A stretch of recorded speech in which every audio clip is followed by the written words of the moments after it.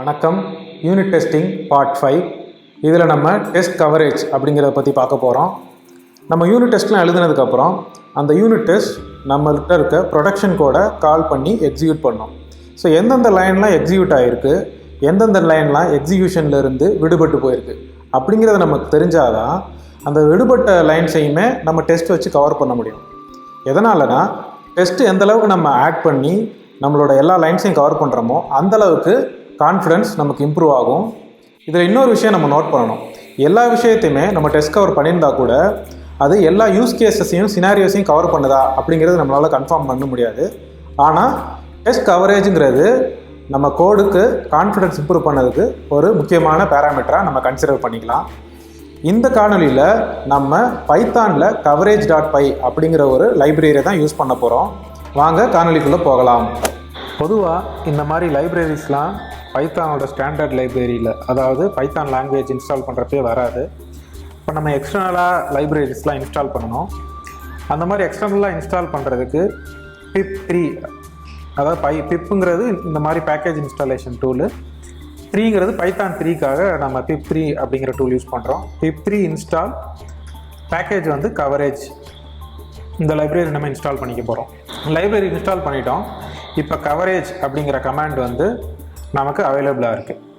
So கவரேஜில் நீங்கள் help அப்படின்னு கொடுத்தீங்கன்னா என்னென்னலாம் பண்ணலாம், ரன், ரிப்போர்ட், எல்கவ், இந்த மாதிரி நிறையா இருக்குது. இதில் சில விஷயங்களை மட்டும் இந்த காணொலியில் நம்ம பார்க்க போகிறோம். முதல்ல ரன் அப்படிங்கிறது தான் மெயின். நம்மகிட்ட கிட்டத்தட்ட 14 டெஸ்ட் எழுதியிருக்கிறோம். இப்போ நம்ம ரன் பண்ணி பார்த்துடலாம். ரன் பண்ணுறதுக்கு கவரேஜ் ரன், எந்த ஃபைலை ரன் பண்ணணும் அப்படின்னு நம்ம சொல்லணும். ஸோ நம்ம வந்து யூனிட் டெஸ்ட் அப்படின்னு நம்ம கொடுத்துட்டோம் அப்படின்னா பைத்தானில் யூனிட் டெஸ்ட்ன்ற ஃபங்க்ஷன் என்ன பண்ணணும்னா இந்த எல்லா டெஸ்ட் கிளாஸையும் ரன் பண்ணும். ஸோ அதான் அந்த யூனிட் டெஸ்ட்டுங்கிற ப்ரோக்ராம் பண்ண போகுது. ஸோ நம்ம கவரேஜ் ரன்னுக்கு என்ன கொடுக்கணும்னா ஒரு ப்ரோக்ராம் தான் இன்புட்டாக இருக்கணும். நம்ம கொடுக்க போகிற ப்ரோக்ராம் வந்து பைத்தானோட டிஃபால்ட்டாக லாங்குவேஜ்லேயே சப்போர்ட்டடாக ஒரு ப்ரோக்ராம் இருக்கும். அது யூனிட் டெஸ்ட்னு சொல்லுவாங்க. அந்த டெஸ்ட் ரன்னரை நம்ம கால் பண்ணுறோம். அது என்ன பண்ணணும்னா இதில் இருக்கிற எல்லா டெஸ்ட் ஃபைல்ஸையும் ஐடென்டிஃபை பண்ணி நமக்கு ரன் பண்ணி கொடுத்துரும். இப்போ நம்ம சொன்ன மாதிரி 14 டெஸ்ட் கேசஸ் நம்ம எழுதியிருக்கோம். 14 டெஸ்ட்டும் ரன் ஆயிடுச்சு. எல்லாமே சக்ஸஸ்னால ஓகே அப்படின்னு வந்துருச்சு. எவ்வளோ நேரம் ரன் ஆயிருக்கு அப்படிங்கிறதும் நமக்கு தெரிஞ்சிடும். இப்போ இதுக்கு அடுத்து இந்த 14 டெஸ்ட் கேஸும் ரன் ஆயிருக்கு. இது நம்மளோட கோடில் எத்தனை லைன்ஸை கவர் பண்ணியிருக்கு அல்லது எத்தனை பெர்சன்டேஜை கவர் பண்ணியிருக்கு அப்படிங்கிறதையும் நம்மளால் கண்டுபிடிக்க முடியும். அதுக்கு வந்து கவரேஜ் ரிப்போர்ட் அப்படின்னு நம்ம கொடுக்கணும். இப்போ இந்த கவரேஜ் ரிப்போர்ட்டில் ஃபைல் நேம்ஸ், என்னென்ன ஃபைல்ஸ்லாம் கவரேஜ் ரிப்போர்ட்டுக்கு கன்சிடர் பண்ணியிருக்கோம், அதில் எத்தனை ஸ்டேட்மெண்ட்ஸ்லாம் இருக்குது, அதில் எத்தனை மிஸ் பண்ணியிருக்கோம் கவரேஜ் பண்ணாமல், அப்புறம் அதோட பெர்சன்டேஜ். முதல்ல கோட் கவரேஜ்னால் என்னன்னு பார்த்துடலாம். ஏதாவது ஒரு கோடை நம்ம எக்ஸிக்யூட் பண்ணியிருக்கோம் அப்படின்னா அந்த கோடு கவர் ஆயிடுச்சுன்னு அர்த்தம். எக்ஸிக்யூட் ஆகாத கோடு கவர் ஆகலைன்னு அர்த்தம். அப்போ யூனிட் டெஸ்ட் அப்படிங்கிற ப்ரோக்ராம் வழியாக தான் நம்ம இந்த டெஸ்ட்டெல்லாம் ரன் பண்ணியிருக்கோம் இல்லையா. இந்த கவரேஜ் ரிப்போர்ட்டு யூனிட் டெஸ்ட் அப்படிங்கிற டெஸ்ட் ரன்னர் வச்சு தான் பண்ணியிருக்கோம். இந்த யூனிட் டெஸ்ட் என்ன பண்ணணும்னா இருக்கிற எல்லா டெஸ்ட் ஃபைலை மட்டும் கால் பண்ணி ரன் பண்ணிடும். அப்புறம் இந்த கவரேஜ் ரிப்போர்ட் என்ன பண்ணணும்னா இங்கே இருக்கிற எல்லா ஃபைல்ஸுக்குமே எந்தெந்த ஃபைல்ஸ்லாம் எக்ஸிக்யூட் ஆகிருக்கு, எக்ஸிக்யூட் ஆகலை அப்படிங்கிறத நோட் பண்ணி வச்சுப்போம். இப்போ நமக்கு ப்ரொடக்ஷன் கோடை தான் நம்ம டெஸ்ட்டை வச்சு கவர் பண்ணுவோம். இந்த init.pyவோ இல்லை ஒரு டெஸ்ட்டு கிளாஸையோ நம்ம கவர் பண்ண வேண்டியதில்லை. ஏன்னா அதுதான் ப்ரொடக்ஷன் கோடை கவர் பண்ணுது, எக்ஸிக்யூட் பண்ணுது. அதனால தான் இந்த டெஸ்ட்டு ஃபைல்ஸில் பார்த்தீங்கன்னா 10 லைன்ஸ் இருக்கும், 1 மிஸ் ஆகிருக்கும். ஏன்னா நிறைய டெஸ்ட் ஃபைல்ஸில் தான் மிஸ் ஆகிருக்கும். ஏன்னா நம்ம டெஸ்ட் ஃபைலை நம்ம யூஸ் பண்ணுறது இல்லை, நம்ம ப்ரொடக்ஷன் கோடை தான் யூஸ் பண்ணுறோம். அப்போ அதில் இருக்கிற கோடெல்லாம் தான் நமக்கு எக்ஸிக்யூட் ஆகிருக்கணும். அது யார் எக்ஸிக்யூட் பண்ணியிருக்கணும்னா டெஸ்ட்டு வந்து எக்ஸிக்யூட் பண்ணியிருக்கணும் அப்படிங்கிறது தான் நம்ம வந்து புரிஞ்சுக்கணும். அதை தான் இந்த கவரேஜ் ரிப்போர்ட்டும் கவர் பண்ணணும்.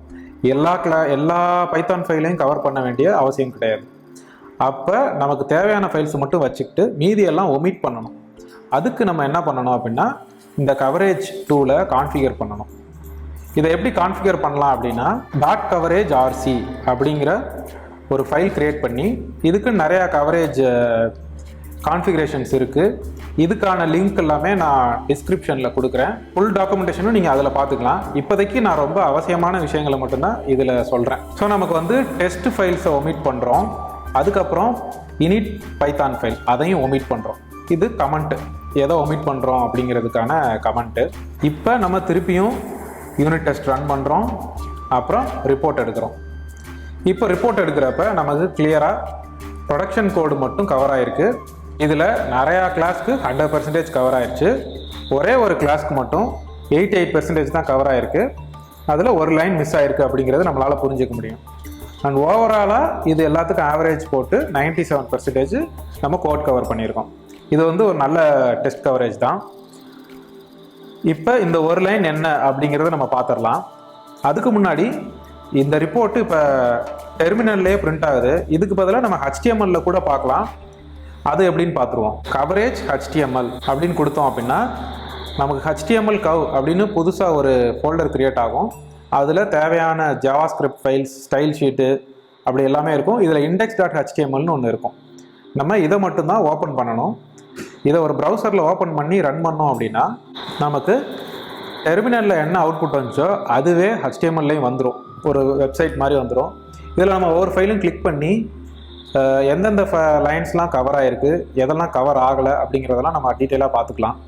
இப்போ உதாரணமாக நம்ம பேட்டரியில் வந்து க்ரீனாக இருக்கிறதெல்லாம் கவர் ஆகிருக்கு, ரெட் லைன் வந்து கவர் ஆகலைன்னு அர்த்தம். அப்போ இது என்ன ப்ராப்ளம் அப்படின்னா, இந்த வேரியபிள் நேமும் மெத்தட் நேமும் ஒரே மாதிரி இருக்கிறதுனால நம்மளோட டெஸ்ட்டில் வேரியபிள் நேமை தான் நம்ம யூஸ் பண்ணுறோம், ஃபங்க்ஷனை கால் பண்ணவே இல்லை அப்படின்னு அது கன்சிடர் பண்ணிச்சு. ஸோ நம்ம அந்த பேட்டரி கிளாஸில் ஃபங்க்ஷன் நேமை நம்ம மாற்றிடலாம். உதாரணமாக ஃபங்க்ஷன் நேமை வந்து கெட் சார்ஜ் ரிமைனிங் வச்சுட்டு இங்கேயும் மாற்றிக்கலாம், கெட் சார்ஜ் ரிமைனிங்னு. இப்போ வந்து ரன் பண்ணோம் அப்படின்னா சக்ஸஸ். இப்போ நம்ம திருப்பியும் ரிப்போர்ட் ஜென்ரேட் பண்ணி பார்க்கலாம். ஃபஸ்ட்டு கவரேஜ் ரன் பண்ணணும், அதுக்கப்புறம் HTML ரிப்போர்ட் ஜென்ரேட் பண்ணுறோம், ரெஃப்ரெஷ் பண்ணுறோம், கவர் ஆயிடுச்சு. ஸோ இது ஒரு வழி. இன்னொரு வழி, எனக்கு வந்து இந்த லைனை வந்து கவர் பண்ண வேண்டாம், நான் ஒமிட் பண்ணணும்னு நினைக்கிறேன்னா கூட நம்ம பண்ணிக்கலாம். அதுக்கு வந்து என்ன பண்ணணும்னா, நான் திருப்பியும் பழையபடி வச்சிடுறேன். இப்போ இந்த லைனை நான் ஒமிட் பண்ணணும் அப்படின்னா இதுக்கு இந்த மாதிரி கமாண்ட் ஆட் பண்ணோம் அப்படின்னா ஒமிட் ஆயிரும். ப்ராக்மா நோ கவர்னா இந்த லைனை கவர் பண்ணாத அப்படிங்கிற மாதிரி வந்துடும். இப்போ இது எப்படி ஒர்க் ஆகுதுன்னு நம்ம பார்த்துடலாம். ரன் பண்ணுறோம், HTML ரிப்போர்ட் ஜென்ரேட் பண்ணுறோம், அப்புறம் ரெஃப்ரெஷ் பண்ணுறோம். அப்போ நம்ம இந்த ஃபங்க்ஷனை கவர் பண்ணாதன்னு சொன்னனால அந்த ஃபங்க்ஷனே எக்ஸ்க்ளூட் ஆயிடுச்சு. 6 லைன் இருந்திருக்கு, எல்லாமே க்ரீன். அப்போ இதுவும் 100% கவர் ஆயிடுச்சு. பேக் போய் பார்த்தோம் அப்படின்னா எல்லாமே 100% வந்துடணும். ரெஃப்ரெஷ் பண்ணால் எல்லாமே 100% வந்துருச்சு. So done. எத்தனை லைன்ஸ் எக்ஸ்க்ளூட் ஆகிருக்குன்றது கூட நம்ம பார்த்துக்கலாம். டெஸ்ட் கவரேஜ்னால் என்ன, டெஸ்ட் கவரேஜ் ரிப்போர்ட் எப்படி எடுக்கிறது, அதில் எந்தெந்த மாதிரி அனலைஸ் பண்ணுறது அப்படிங்கிறத பற்றி இந்த காணொலியிலிருந்து நீங்கள் தெரிஞ்சிருந்துருப்பீங்க. இந்த டெஸ்ட் கவரேஜ் மெட்ரிக்ஸை வச்சு இது வரைக்கும் யூனிட் டெஸ்டிங்கே இல்லாத ப்ராஜெக்டில் கூட நம்ம யூனிட் டெஸ்டிங்கை கொண்டு வர முடியும். எப்படின்னா, முதல்ல டெஸ்ட் கவரேஜ் ரிப்போர்ட்டை இன்ட்ரடியூஸ் பண்ணுறப்ப 0% இருக்கும். இல்லாட்டி ஏதோ ஒரே ஒரு மாடியூலுக்கு மட்டும் நம்ம யூனிட் டெஸ்ட் எழுதிட்டோம் அப்படின்னா ஏதோ 10% இருக்குன்னு வச்சுக்கலாங்களேன். இப்போ இதுக்கப்புறம் புதுசாக எந்த கோடை ஆட் பண்ணாலும் ஒன்று அந்த 10%லேயே மெயின்டைன் பண்ணணும், இல்லை அதுக்கு மேலே கொண்டு போகணும். இந்த ரூல்ஸை வந்து அந்த டீமுக்கு செட் பண்ணிட்டோம் அப்படின்னா அவங்க இதுக்கப்புறம் ஆட் பண்ணுற எந்த கோட்லேயுமே யூனிட் டெஸ்ட் இல்லாமல் ஆட் பண்ண முடியாது. இந்த ரூல் முதல்ல கடினமாக தெரிஞ்சாலும் ஒன்ஸ் நிறையா டெஸ்ட்லாம் ஆட் ஆக அதுக்கப்புறம் அந்த பெர்சன்டேஜ் குறைய விடாமல் பார்த்துக்கிறதுக்கு டீமே முயற்சி பண்ணுவாங்க. இந்த மாதிரி ப்ராக்டிஸை நீங்களும் கூட உங்கள் டீமில் எஸ்டாப்ளிஷ் பண்ண ட்ரை பண்ணலாம். முயற்சி திருவினையாக்கும். நன்றி.